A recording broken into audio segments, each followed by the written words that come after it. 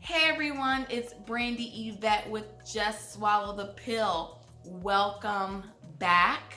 So if you missed last week, we briefly discussed the initial shock that I felt after being asked for a divorce. And I actually went through the first 48 hours with you.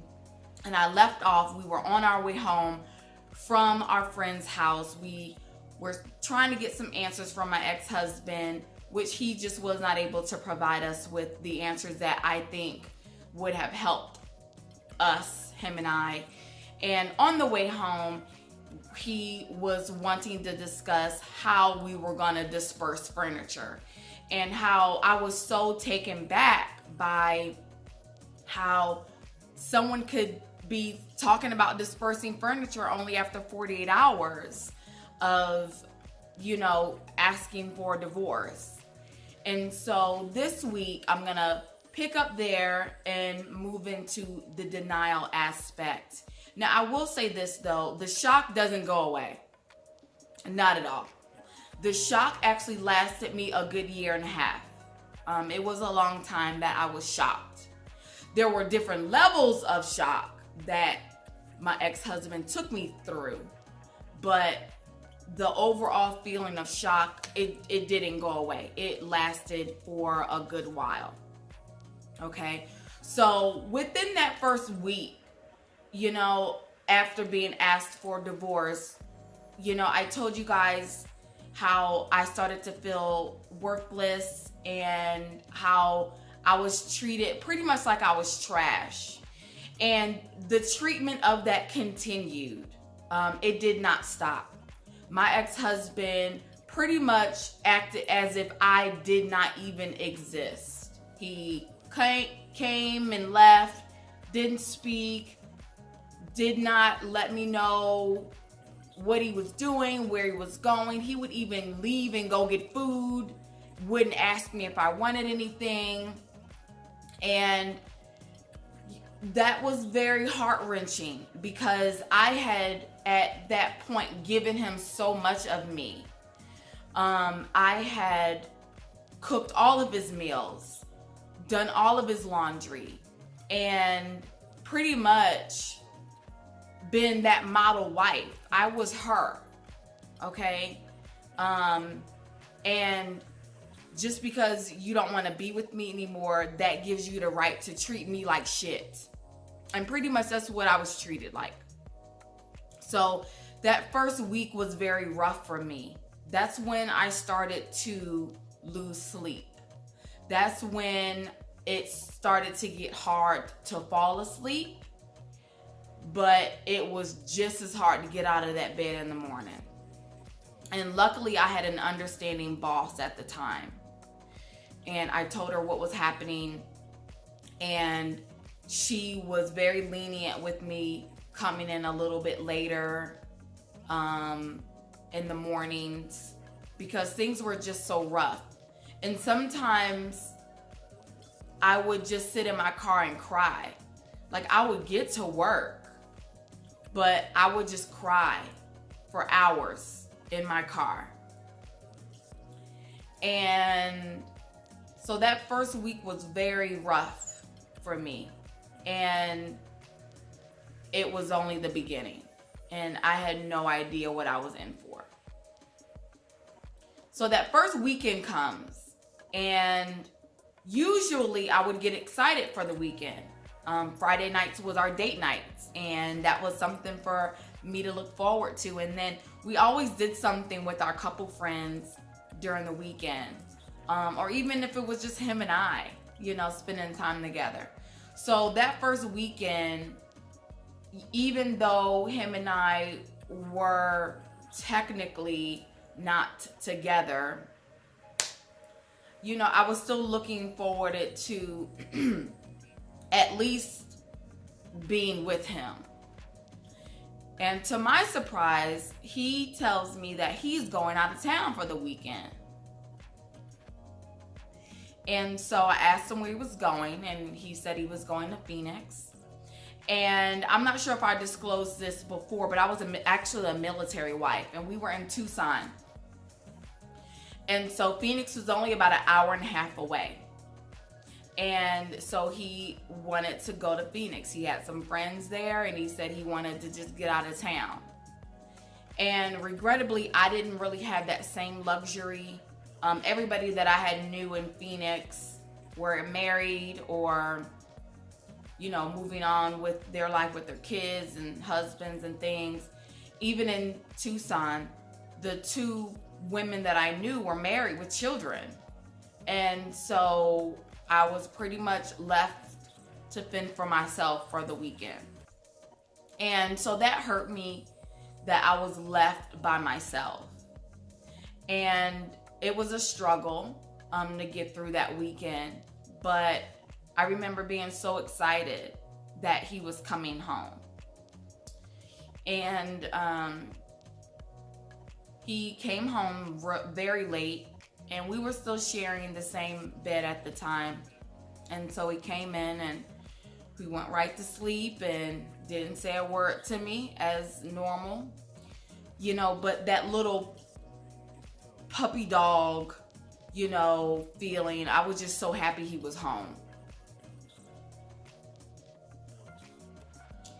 And, you know, I'm thinking like, wow, like he really had me stuck on fucking stupid. That's what I'm thinking. This Negro had me stuck on stupid.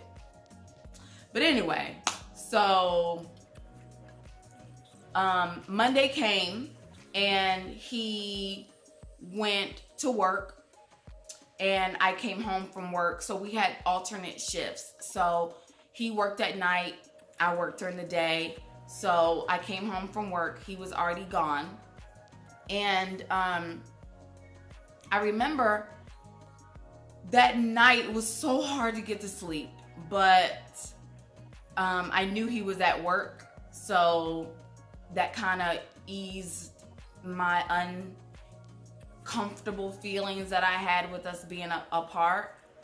And so that night I was abruptly woken up out of my sleep. I have no idea how to explain what woke me up, or I have no idea what it was, but I was abruptly woken up out of my sleep and I was guided to our guest bedroom. And I remember kind of standing in the room like, why am I here? Like, cause I didn't understand how I had even gotten there. And so I remember looking around like, okay, why am I here? And my attention went to this bag. And it was the bag that he took with him out of town. And something said, open the bag. And I opened the bag. And there I found a box, a small box of 3-pack condoms.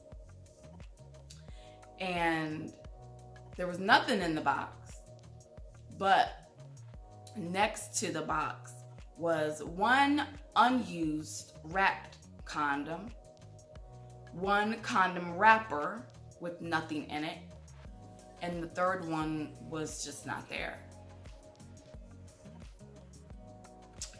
And my heart sunk. My heart dropped to the pit of my stomach. And I don't even think devastation is the right word for this. I was at another level of shock that I didn't even know I could reach. And I was on another level of devastation that I didn't know existed. And just a little funny, I thought, wow, so you cheat on me when we're legitimately like together, and you don't use near condom for none of them bitches. You got this one saying she pregnant. You got this one giving you STDs and stuff. But now, all of a sudden, we're not together, and now you want to use condoms. Very interesting. Yeah, I laughed at that. That was funny. He was a character. He was a character.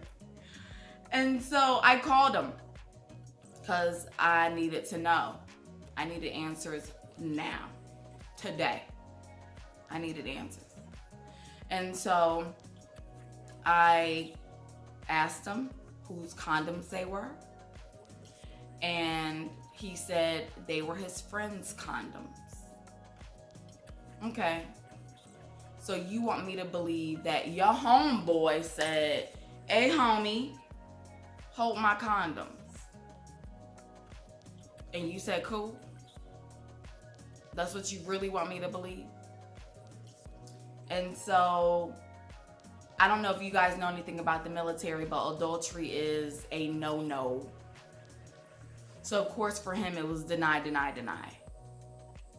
Deny, deny, deny, deny, deny. And so, the last thing he said to me was, "Do I ask you who you fucking? Do not ask me who I'm fucking. It's none of your fucking business." Click. Wow. Yep. It was none of my business who my husband was having sex with. So, of course, I got no sleep that night. And I pretty much carried on that way for a few days. I then started to confide in certain individuals that were telling me what I wanted to hear. They were telling me, "Your marriage is just going through something right now. He's gonna snap out of it. He's just really going through something. God is gonna bring y'all through this." And so I wound up kicking him out of the bedroom after that situation. And I literally cut out every marriage scripture I could find, and I would paste them in my bedroom and in my bathroom. I also printed out every prayer, marriage prayer that you could find, because at that point I was determined that this just wasn't happening, and he was just going through something, and it wasn't over. Not over. Nope. This ain't over. You're just going through something, and we gonna make through. We gonna get through this. And I believed it. For weeks, I believed it. And in doing that, the adverse effect of that was me being mistreated. I was yelled at. I was talked to as if I was nothing. I was treated as if I was nothing. I then would catch my ex-husband on the phone with other women in the other bedroom. He actually went so far as to go and talk to a woman in his car. And he actually admitted it. Yeah, I was in the car talking to another woman. I just felt like it was disrespectful for me to talk to her in the house. Okay. The level of disrespect that I endured was mind-blowing. And the crazy part is, I was so determined. I was still cooking. I was still cleaning. I was still doing his laundry. I was still making sure he had lunch. I was still laying his uniform out for him every day. I was so determined that we were going to make it through. I didn't see. I was definitely allowing at that point. I was allowing myself to be mistreated. And not allowing meaning I gave him permission to do so. But looking back, I was just so confused. I did not understand what was happening to me. And that was my role. His role was, I'm going to fucking mistreat the fuck out of her. Because he was frustrated. And I really, genuinely just did not understand. And I remember begging him one time, can you just please let me catch up to where you are? Because you're so far gone. Like, everything is just going so fast. And I just wanted things to slow down. I just wanted to slow down.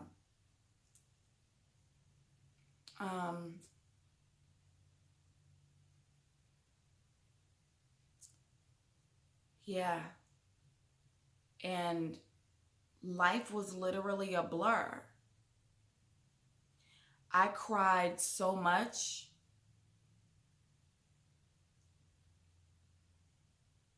I developed rashes on my face. That's how much I cried.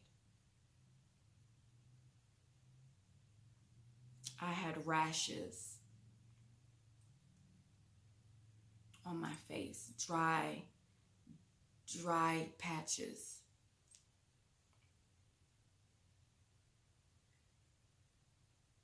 I just didn't understand. And I wanted my marriage so bad. I was willing to be emotionally and verbally abused for him.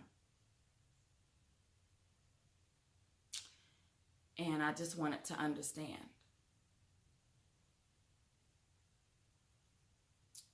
I didn't understand. I couldn't fathom what was happening.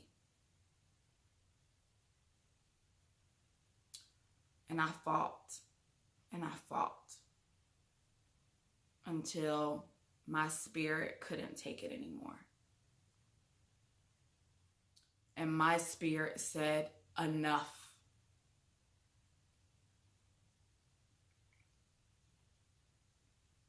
My spirit said, enough.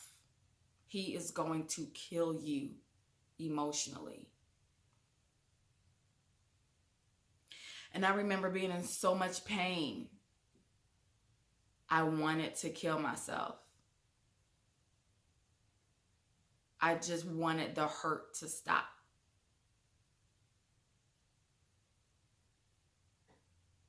I wanted the hurt to just stop.